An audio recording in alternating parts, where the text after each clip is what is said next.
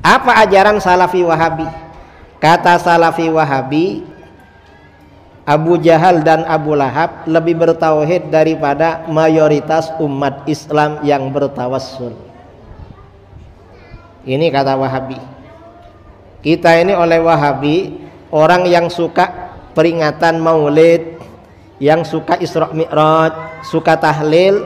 Kata Wahabi levelnya lebih syirik daripada Abu Jahal dan Abu Lahab. Salah ini, salah. Mengapa salah? Karena Salafi Wahabi akidahnya sumbernya dari Abu Jahal dan Abu Lahab. Kalau kita sumbernya dari Rasulullah saudara. Wahabi itu cuma ngomongnya kembali pada Quran dan hadis. Tapi ajaran intinya bukan dari Al-Quran dan hadis. Dari siapa? Dari Abu Jahal dan Abu Lahab. Itu tauhid rububiyah uluhiyah. Kalau tauhid asma wa sifat, sumbernya itu dari Fir'aun dan dari Yahudi. Makanya Salafi Wahabi pakai nama Salafi. Salafi itu artinya apa? Kalau kawan-kawan di Jawa menyebut Salafi, salah fikir.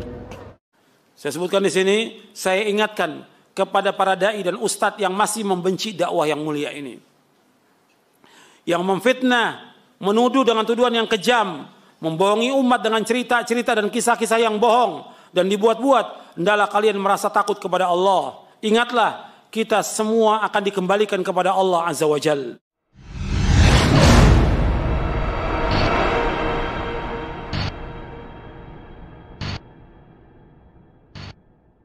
Jadi harus kita betul-betul berpegang. Setiap dai, dia harus kembali kepada manhaj yang hak ini.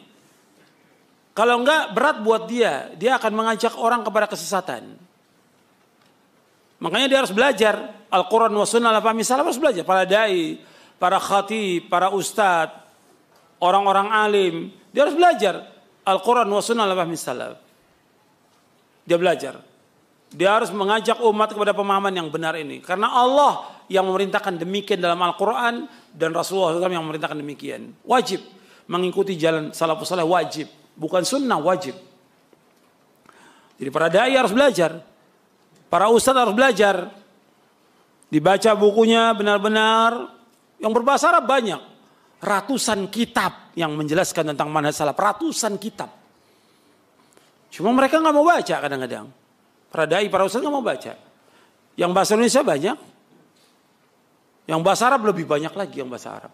Yang menjelaskan tentang manhaj salaf ini. Saya sebutkan tadi ratusan kitab. Gitu. Nah, bisa dibaca. Dan itu mudah. Kalau dia seorang dai, dia harus ngerti bahasa Arab, dia harus baca. Jangan sampai dia sesat. Sayang.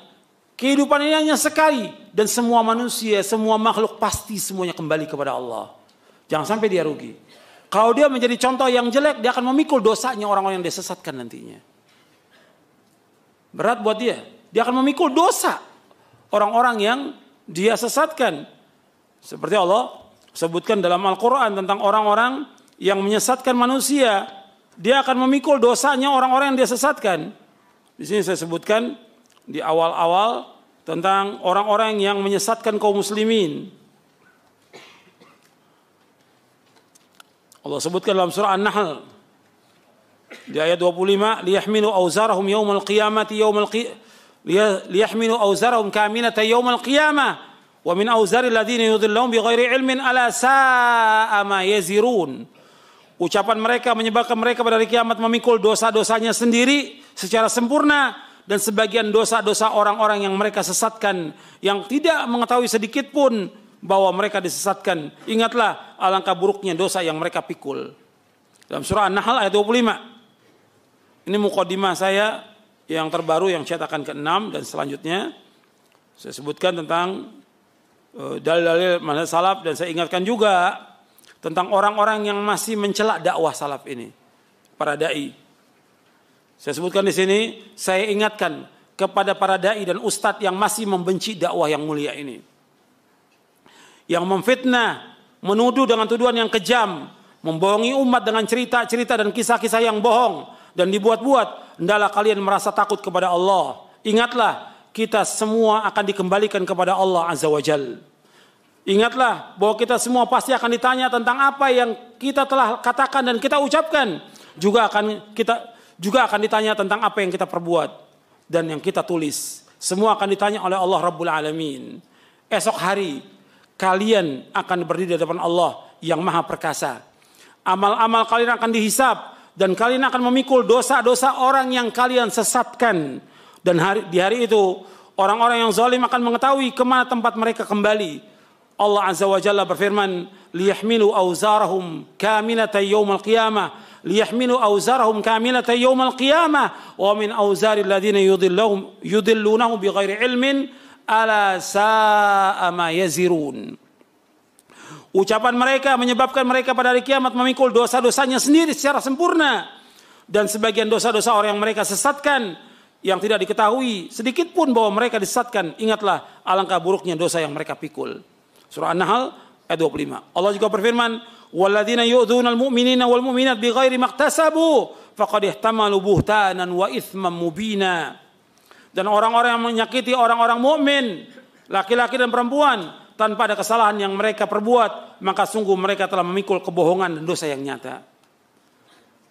Dan kepada saudara-saudara kami yang alhamdulillah diberikan hidayah oleh Allah Ta'ala, yang mengikuti manhaj salaf yang benar, kami wasiatkan untuk terus berjihad menuntut ilmu syar'i. Belajar dengan sungguh-sungguh Al-Quran dan Sunnah menurut pemahaman salafus saleh. Berusaha keraslah untuk mengamalkannya dengan ikhlas dan ittiba'. Mengikuti contoh Rasulullah SAW. Dan bersabarlah atas semua cobaan, ujian, fitnah, dan gangguan. Dan lainnya. Berdoalah kepada Allah Azza wa Jalla, semoga Allah memasukkan kita ke surganya. Amin. Ini di muqaddimah saya sebutkan. Nanti Anda bisa lihat. Jadi saya ingatkan kepada para dai, dia harus kembali kepada Quran dan Sunnah ala fahmi salaf. Kalau dia tidak tahu, jangan mencela, jangan menuduh. Belajar, tanya. Kan Allah berfirman, fas'alu ahla dzikri in kuntum la ta'lamun. Tanya kepada ahli dzikir kalau kamu tidak tahu. Jangan ikut-ikutan orang mencela, oh salafi ini, wahabi ini, sesat. Antum akan dituntut sampai hari kiamat nanti. Pernyataan dan perkataan akan Allah tuntut sampai hari kiamat. Karena antum merusak nama dakwah yang mulia ini.